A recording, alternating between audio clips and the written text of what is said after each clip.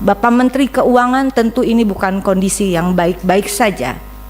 Apakah ini data yang faktual? Agar pendataan itu sebetulnya harus dimulai dari desa. Anggaran tepat sasaran, jika data tepat sasaran, di balik angka dalam data negara ada nasib dan nyawa jutaan rakyat yang dipertaruhkan. Terima kasih untuk kesempatannya. Saya tidak ada di komisi terkait, tapi saya diundang. Terima kasih karena sekarang di komisi 13. Tentu soal sistem jaminan sosial nasional adalah soal HAM warga negara yang dimandatkan juga dalam peraturan di nasional kita maupun dalam peraturan internasional. Nah, oleh karena itu menurut saya kita kembali sedikit pada Undang-Undang 40 2004 yang mengamanatkan adanya kenapa kita bisa ada BPJS sekarang ini. Undang-undang tentang SJSN ada prinsipnya 7, Undang-Undang kegotong royongan, kemudian prinsip nirlaba, keterbukaan, kehati-hatian, akuntabilitas, portabilitas, dan kepesertaan wajib. Lalu kemudian lahirlah Undang-Undang BPJS 25 Oktober 2011. Saya dengan Ibu Putisari berjuang waktu itu di Komisi 9. Kami sama-sama dalam keadaan hamil.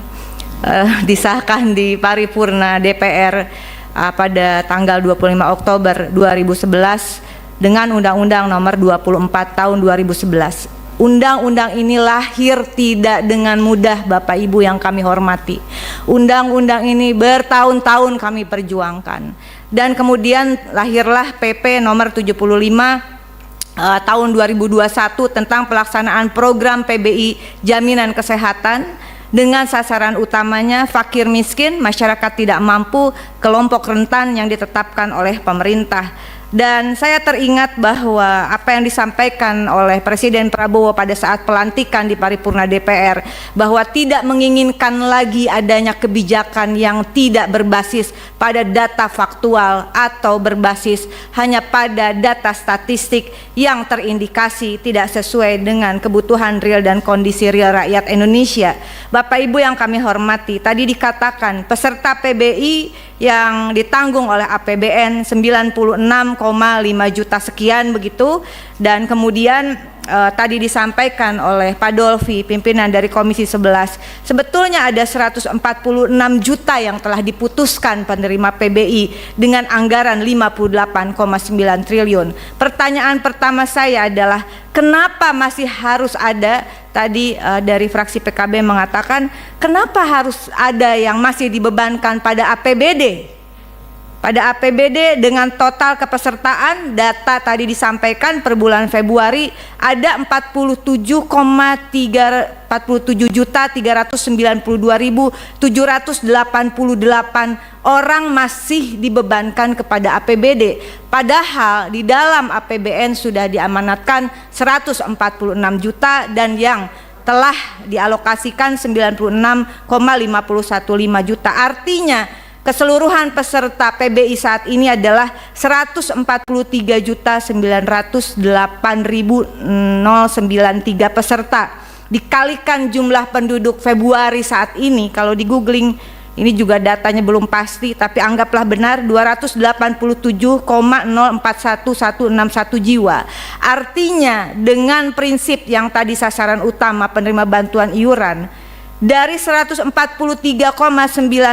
juta jiwa, artinya jumlah penduduk miskin Indonesia saat ini 50,31%. Bapak Menteri Keuangan, tentu ini bukan kondisi yang baik-baik saja.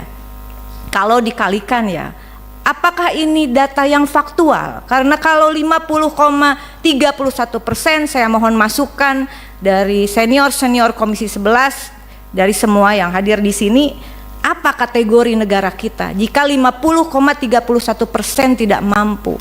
Sehingga menurut saya ini juga sangat tidak baik.